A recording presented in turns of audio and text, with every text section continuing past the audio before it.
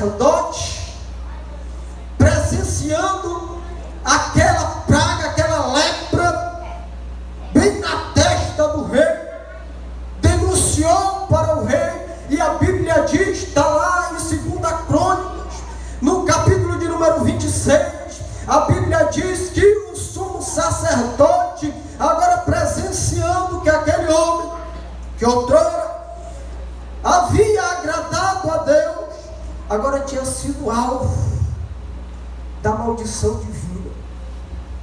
E Isaías, que vivenciou no versículo 22 do capítulo 26 de 2 Crônicas, o texto vai nos fazer entender que Isaías, ele até foi um biógrafo da história de Uzias, da vida do rei Uzias, para os irmãos ver como que aquele homem tinha uma representação tão importante dentro do contexto do povo de Deus.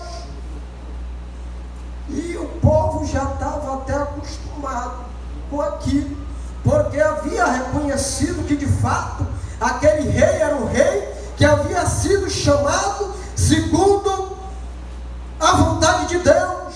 Mas Deus, ele tem um negócio interessante. Deus, ele quer ser porque ele é o rei acima de qualquer rei, no que diz respeito ao relacionamento do seu povo com ele.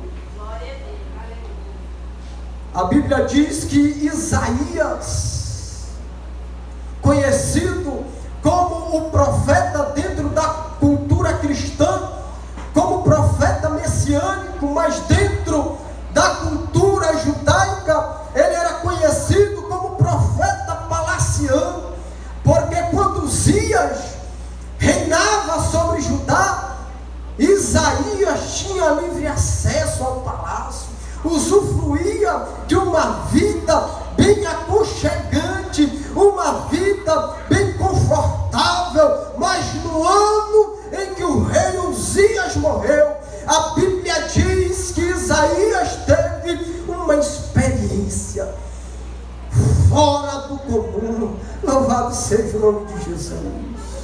E nesta noite, diante disto que eu já disse, e tomando como base estes versículos que eu li, eu quero falar sobre o chamado missionário de Isaías. O chamado missionário de Isaías. E pegando deste chamado missionário de Isaías, algumas situações aqui diante desta visão que Deus lhe deu, algumas situações para tomarmos como lição em nossa vida como missionários, comissionados, chamados por Deus, que não temos nenhum outro intermediário diante deste chamado, e Deus não quer ter intermediário diante do nosso chamado missionário. Ele nos chamou, Ele nos comissionou, Ele nos selecionou para executarmos a sua obra aqui nesta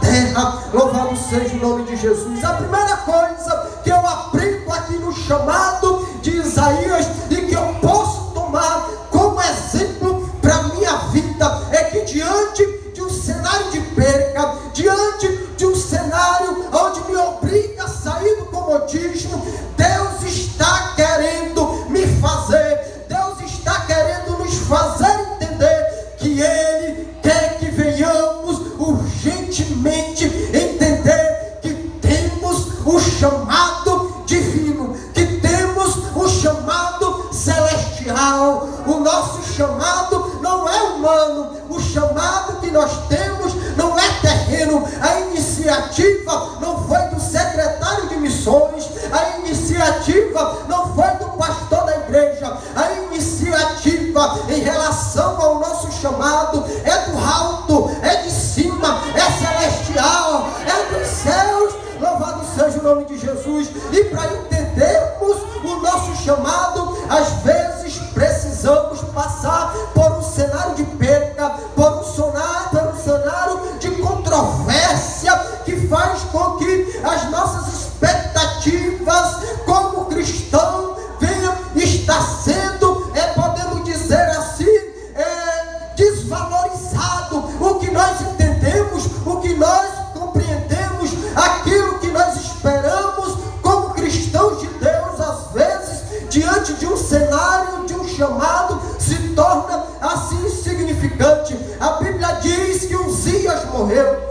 Uzias havia morrido. Isaías tinha um chamado, porém ele ainda não tinha se encontrado na posição em que Deus queria e quer que os seus servos devem estar e serem encontrados. A Bíblia diz que Isaías correu para o templo. Chegando no templo, Deus não dá simplesmente um oráculo por meio de um sonho como antes ele havia tido, mas agora Deus resolve descortinar os céus. Deus resolve mostrar para Isaías que o trono terreno estava vazio. Na terra, as possibilidades que Isaías, que o servo de Deus, tinha para a produção de sucesso e de paz no reinado, na nação judaica, havia cessado. Não tinha mais possibilidades humanas para o auxílio que Isaías e que o povo recorria. O trono terreno estava vazio, mas a Bíblia diz, glórias a Deus, que diante da angústia vivenciada por Isaías, não simplesmente por Isaías, mas por toda a nação, Deus descortina os céus e mostra para Isaías que ainda existia um trono, glória seja dada ao nome dele, que estava habitado, que possuía um rei. Uzias, o rei vitorioso e que tinha produzido paz terrena, tinha ido embora, mas Deus queria mostrar para Isaías que o trono celestial estava possuindo ainda um dono. Glórias a Deus. A Bíblia diz que Isaías viu ao Senhor assentado sobre um alto e sublime trono. Glórias a Deus. Meus amados irmãos, nós estamos vivendo uma situação parecida demais com o episódio aqui vivenciado por Isaías. Senão nós observamos que a nossa expectativa, ou da maioria, até mesmo daqueles que dizem ser cristão, está baseado naquilo que as autoridades terrenas podem proporcionar. É quase impossível hoje em dia nós falarmos sobre missões e não levarmos em conta o cenário político e o envolvimento da igreja com este cenário,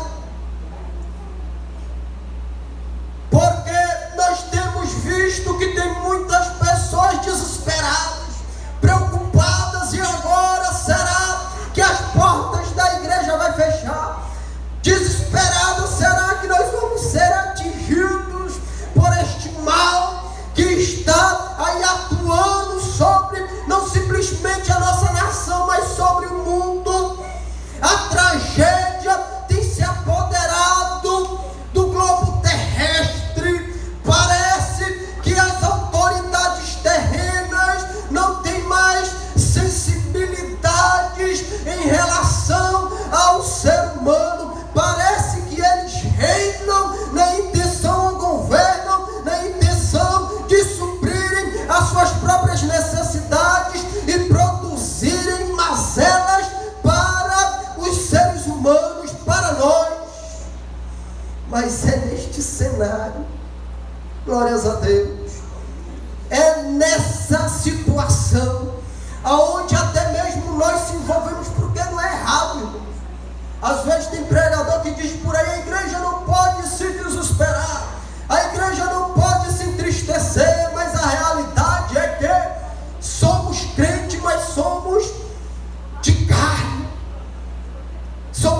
fragilizados, somos atingidos, somos afetados. Mas o que eu me alegro é que na adversidade, no cenário de calamidade, aonde as nossas expectativas terrenas se esvaem, estão desaparecendo, é que o nosso Deus, por meio da sua glória, descortina o céu e nos faz enxergar que a nossa esperança não vem da terra, o nosso auxílio vem do alto. O nosso Rei, o nosso supridor, o nosso cuidador, o nosso auxiliador, Ele está em um alto e sublime trono. O seu cetro de justiça está direcionado sobre a sua igreja. Glórias a Deus. E aí que nós entendemos, quando contemplamos este cenário, como Isaías, a nossa pequenez, as nossas expectativas eram tão poucas, tão resumidas, tão frágeis, diante daquele que nos chamou. Louvado seja o nome dele. Em um cenário catastrófico e completamente contraditório, é neste cenário onde Deus quer que venhamos sair do comodismo e enxergar o propósito que Ele tem para as nossas vidas. Deus tem um chamado missionário individual para cada crente. Glórias a Deus. E nós aprendemos isso com Isaías. É preciso primeiro, para sairmos do comodismo, entendermos que não fomos chamados simplesmente para entrarmos no templo e exercer a nossa função como adoradores, mas além disso fomos chamados para executar uma obra, glórias a Deus, para realizarmos uma grande obra, mas precisamos passar por situações contraditórias.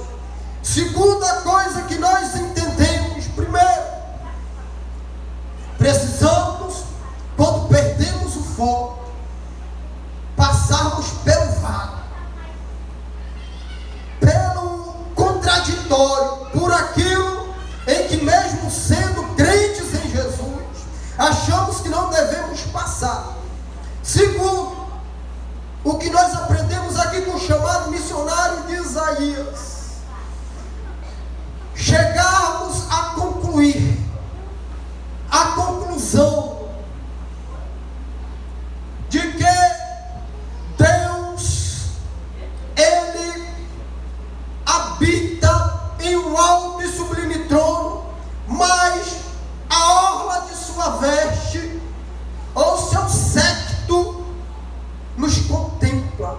A Bíblia diz que Isaías contemplou o Senhor em um alto e sublime trono e viu o seu séquito, embora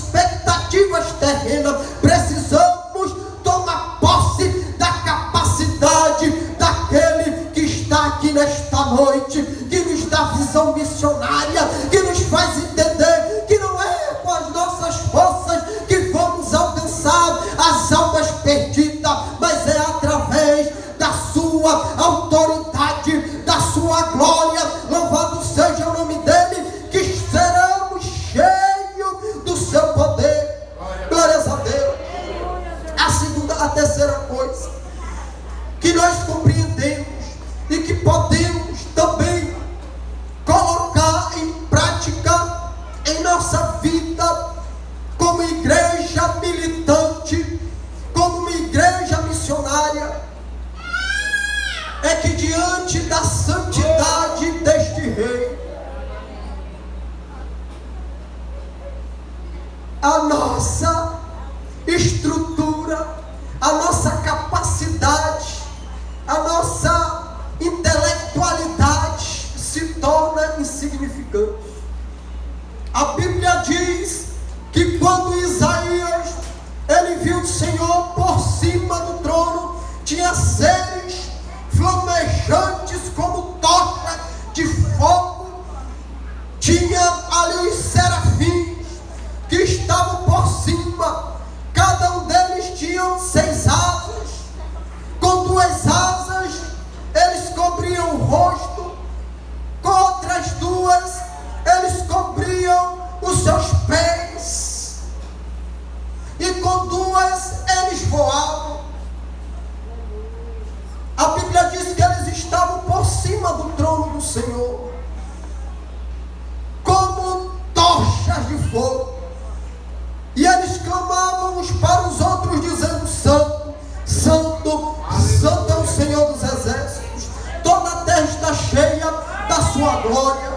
Diante do barulho executado por aqueles seres que só aparecem aqui no livro de Isaías, a Bíblia diz que os umbrais das portas do templo foram tomadas por um trêmulo, por um terremoto, começaram a se mover e foi ouvido uma voz, que agora aqui não é a voz dos serafins, a Bíblia diz que foi ouvido com uma voz do que clamava, e a casa se encheu de fumaça.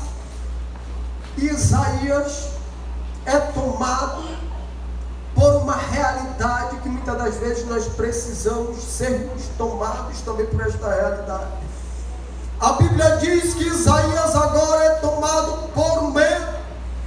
Ele disse: ai de mim, que vou perecer. Isaías traz à sua mente o mesmo cenário de Uzias, que tinha adentrado no templo sagrado do Senhor e havia sido consumido diante da glória de Deus. E agora Isaías se encontra em um estado de temor, porque ele sabe que é um homem pecador. Ai de mim, que vou perecer, porque eu sou um homem de lábios impuros e habito no meio de um povo de impuros lábios, e os meus olhos viram o Senhor dos exércitos. Aqui tem uma situação interessante, porque a Bíblia diz que Isaías viu os serafins, que com 2 asas cobriu o rosto, porque diante da santidade daquele que estava sentado naquele trono, nem os seres celestiais tinham a capacidade de contemplar tanta glória. A missão que estava para ser realizada, os serafins não poderiam realizar, cobriam os seus pés, porque eles não podiam ir. Mas é ouvido uma voz que diz: a quem enviarei? Nos céus não tem ninguém para realizar esta obra. A Bíblia diz que os anjos anelavam, desejavam, mas a eles não foi dado esta permissão. A quem enviarei? Mas Isaías estava se sentindo incapacitado, era um homem indigno. Agora ele tinha chegado à conclusão de que de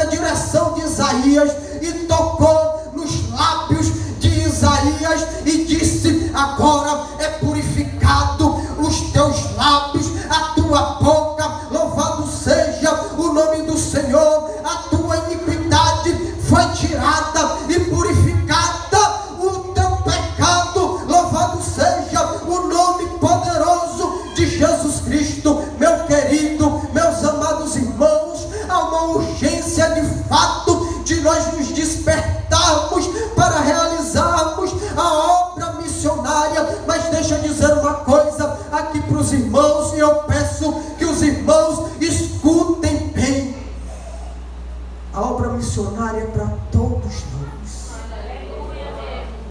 mas não deve ser feito de qualquer jeito. Não deve ser feito de qualquer jeito. Agora nós vamos sair para evangelizar porque eu posso, eu fui chamado por Deus, mas não é desse jeito. Existe um cenário de guerra nos esperando. As nossas armas terrenas e físicas não são fortes o suficiente para vencermos essa batalha diante deste cenário que nos espera, que fomos chamados. Existe uma necessidade, uma carência de nós nos debruçarmos diante daquele que é o Senhor da obra e colocarmos diante dele as nossas fragilidades e dizer: Senhor, eu quero assumir a minha posição, agora eu sou fraco, eu não posso. Culto de missões é culto de conscientização. Não adianta de nada, irmãos, nós participarmos de um trabalho e saímos daqui empolgados com 3 horas, que chegamos em casa, ligarmos o nosso aparelho de TV e alguns começar agora a assistir o Big Brother, ou sei lá o que for que vá fazer. Não adianta de nada. Precisamos nos conscientizar que a nossa estrutura diante do chamado que recebemos do Senhor é insuficiente. Precisamos nos debruçar diante da presença daquele que está aqui nesta noite. Glórias a Deus. A Bíblia diz que aquele que era fragilizado agora estava ousado, foi tocado por uma praça.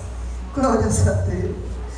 A iniquidade dos seus lábios havia sido purificada. Depois disso, não foi ouvida, mas ele ouviu a voz do Senhor, que dizia: a quem enviarei? Quem há de ir por nós? Isaías se levanta e diz: eis-me aqui, envia-me a mim. Glórias a Deus. Louvado seja o nome de Jesus. Um chamado missionário. Jesus Cristo nessa noite te trouxe aqui para tu ouvir isto. Ele tem as ferramentas necessárias para a tua vida. Ele quer ser um Senhor, porque de fato Ele é da sua igreja.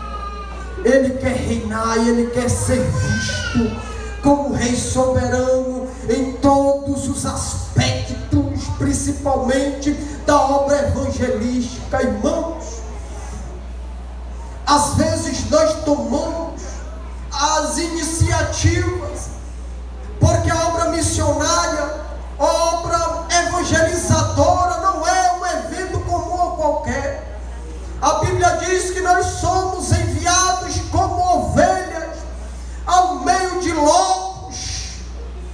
Não é qualquer coisa. Vir para cá, para a igreja, é uma coisa, e sairmos pelas ruas é outra completamente diferente. Eu me recordo uma vez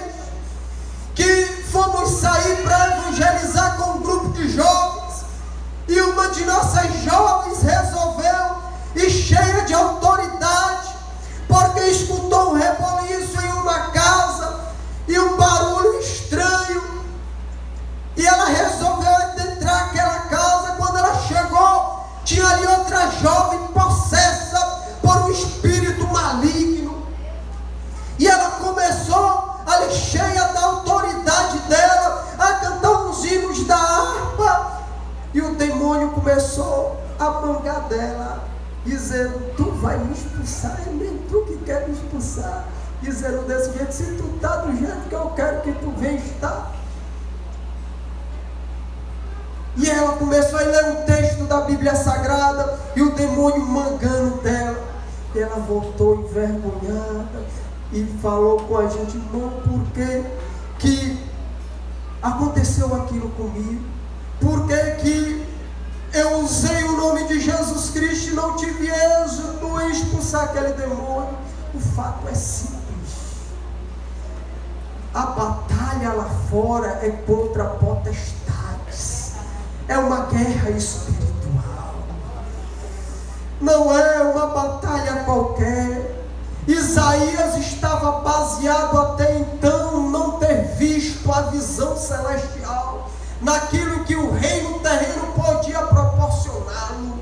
Mas diante agora da visão que Deus lhe dera, ele passara a compreender que somente com a ajuda daquele que é possuidor do trono celestial, ele poderia enfrentar as adversidades. Meu querido, nesta noite, Jesus Cristo de Nazaré, ele quer que venhamos entender que nós fomos chamados, sim, fomos comissionados